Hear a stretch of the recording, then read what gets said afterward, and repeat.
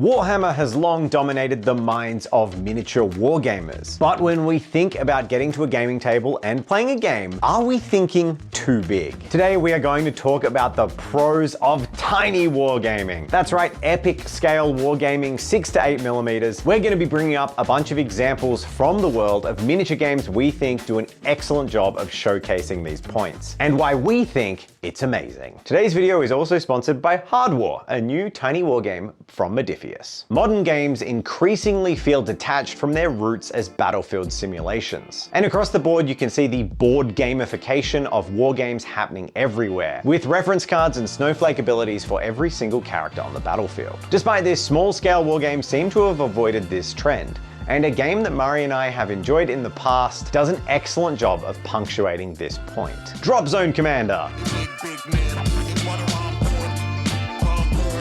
Drop Zone Commander is centered in the Drop universe, and it was originally created by Hawk Wargames, which was acquired by TT Combat and now lives alongside its partner games Drop Fleet Commander, a space battle game, and an upcoming skirmish game in 28mm. Drop Zone Commander is set in a science fiction future, and the battles are focused around drop insertions, orbital insertions from outer space, as fast-moving operations strike critical areas and claim them, while beleaguered defenders strike back. There's a huge focus on maneuverability, movement, and modern warfare combined arms tactics in the drop games. All of these creates a really cool environment that seems a lot more like a war simulation than a MOBA. There are 5 unique factions in Drop Zone Commander, and each one plays differently. They're all very unique and all very flavorful, with some of them focusing on high armor and high weapons with expensive costs, while others are driving around in looted technicals firing RPGs from the back of trucks. The spectacle of Drop Zone Commander is fantastic, with huge amounts of ordnance being able to be piled into urban city streets and collapsing skyscrapers themselves. And one of the things Drop Zone and other small-scale games like it get right that larger games are getting wrong these days is the game feel. In many 28mm scale games, the actual size of the battlefield and the units you place on these battlefields don't mesh very well with the movement and weapon ranges of the things on it, with many infantry units deployed having small arms that can cover most of the visible range on the tabletop from deployment. With such small battlefields relative to the size of the miniatures, units like artillery can feel really out of place. If this was a real battlefield, it's unlikely your self-propelled guns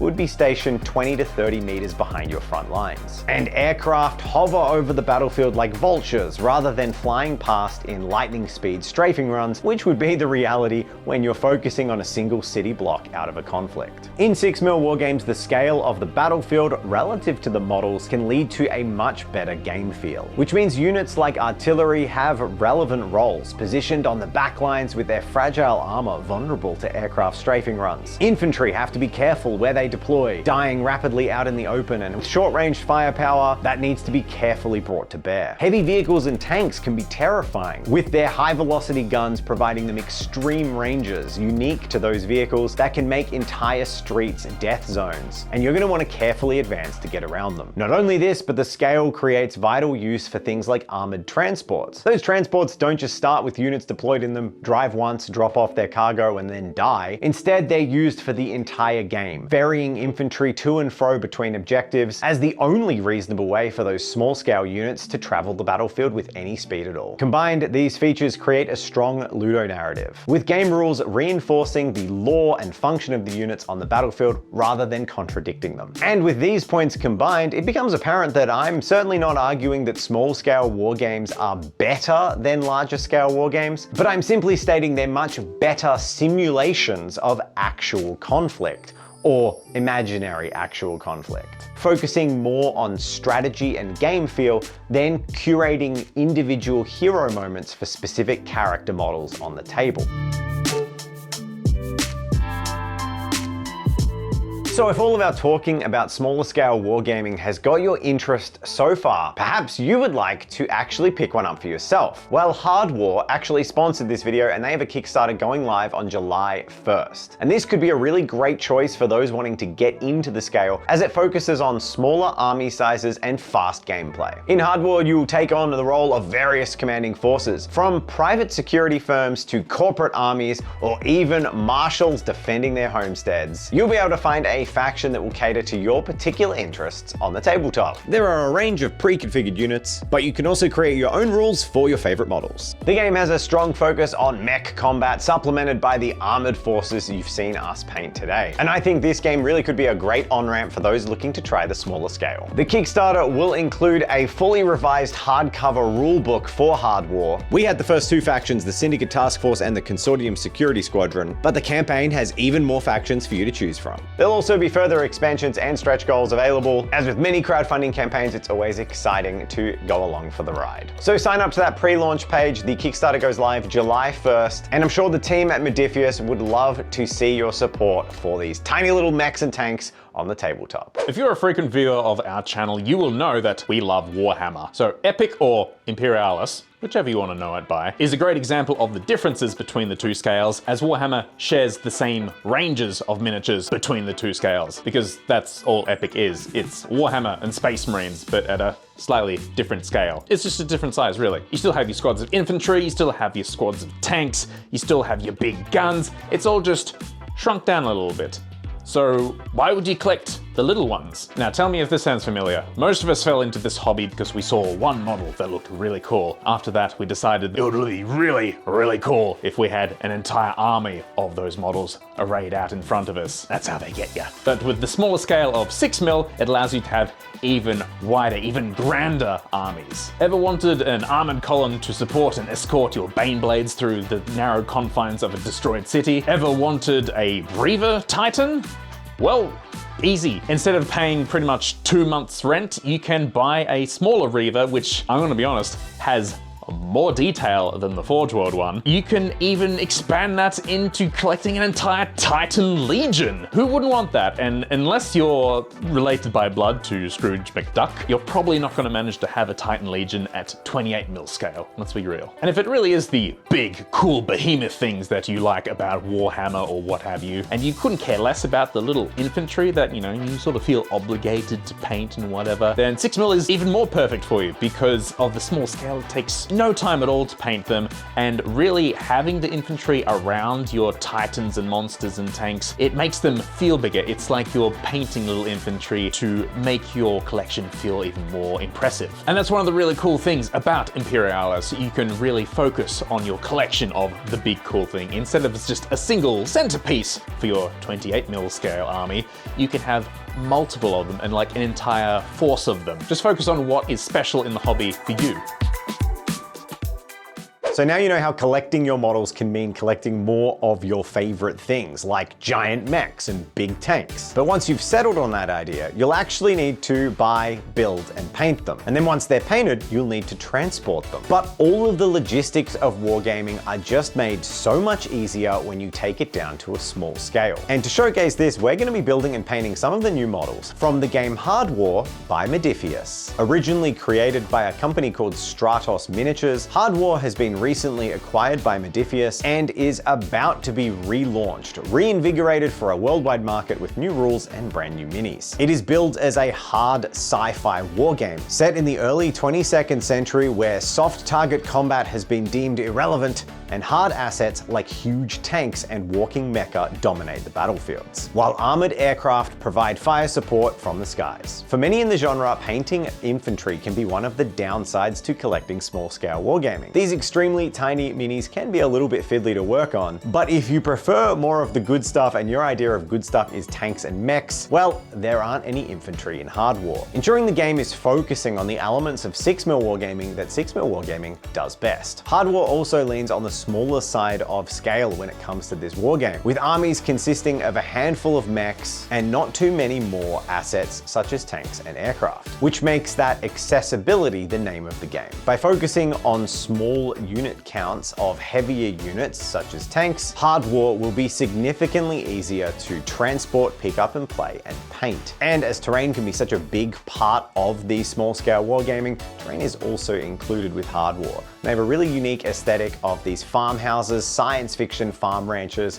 which is refreshing when we're so used to dilapidated ruins. These remind me of the cool show Love, Death and Robots. There's an episode where they fight aliens in mechs in these farmhouses, and that vibe is really fun. All these features I mentioned about hard war are often common features for many of these small-scale wargames, despite some of those wargamings leading to pretty large model counts. Because the thing is, even if the model count of your 6mm army is as big or even bigger than your 28mm scale army, the individual models are so much smaller and the amount of plastic or resin used so much smaller, it makes for a drastically more affordable and transportable game. With full 6mm scale armies often costing less than it would cost you to outfit a minimum point size game in larger game systems. And those small models don't just help bring the cost down, they also make it way easier to transport your models. Anyone who's carried models to tournaments knows how annoying it is breaking them as you move them around, but small scale miniatures often have low centers of gravity, and that combined with their lightweight can mean they can be less prone to breaking depending on the material they're made of. But overall, this small size means transporting them is actually a lot easier because you can use smaller cases and small strips of foam.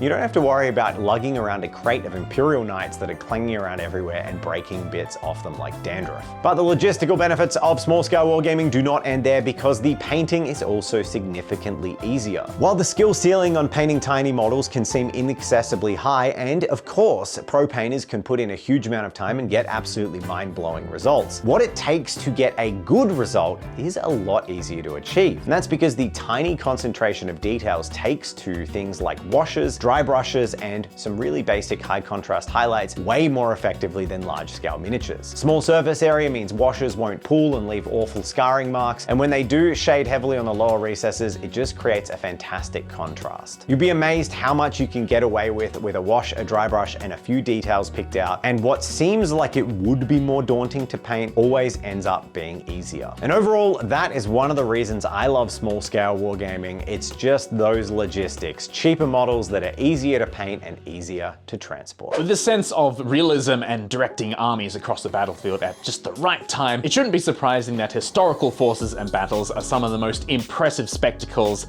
and the most passionate projects that hobbyists are involved with.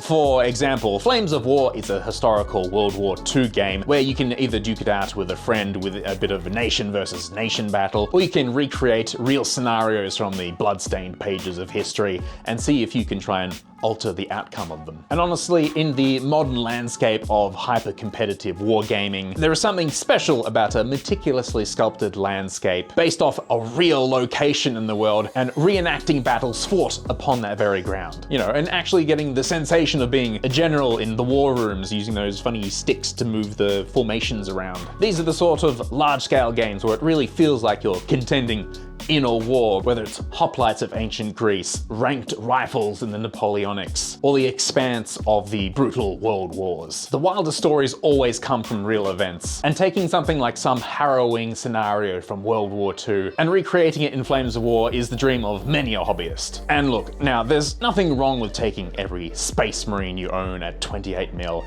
and booking the entire weekend with your friends for that apocalypse game, but it's gonna take the entire weekend. Everything's gonna get bogged down with the hours-long turns. The rules really don't support that level of game, and you really just lose your sense of agency in something like that. But when your game is specifically designed around moving huge formations and battalions across a battlefield, everything is a lot more fluid, a lot more streamlined, a lot more cathartic for you, the player, and all the emphasis is on positioning, flanking, and timing your engagements to the best effect. And all of this lends to the grand spectacle of you, the general, directing your troops in what really feels like a gigantic battle, rather than just a small-scale battle. That's the difference here, I think. And I really think that one of the biggest discrepancies between 28mm scales and 6mm scale here is the sense of scale of the objectives. 28mm scale, you can fight over the front of a fountain or some doodad that you're gonna drag around to your deployment zone. In 6mm, it's all about the landscape. You're actually fighting for the state palace or government headquarters. The actual locations feel more important. It feels like there's more at stake here. And I think everything becomes a lot more rewarding and immersive because of that sensation.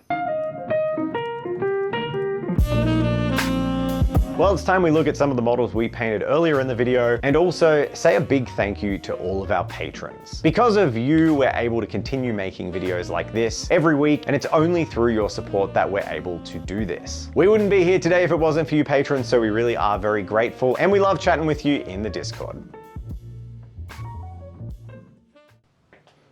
Ah, you're still here. Well, thank you for watching the video. If you like what we make, make sure to subscribe, leave a comment, share it around, all that good stuff. Thank you once again to Modifius and Hardwar for sponsoring the video. If you'd like to check out a new mech-focused armored warfare, fast-paced, small-scale action game, well, look no further. Links are in the description. And we'll see you next week for another video. Thanks, everyone.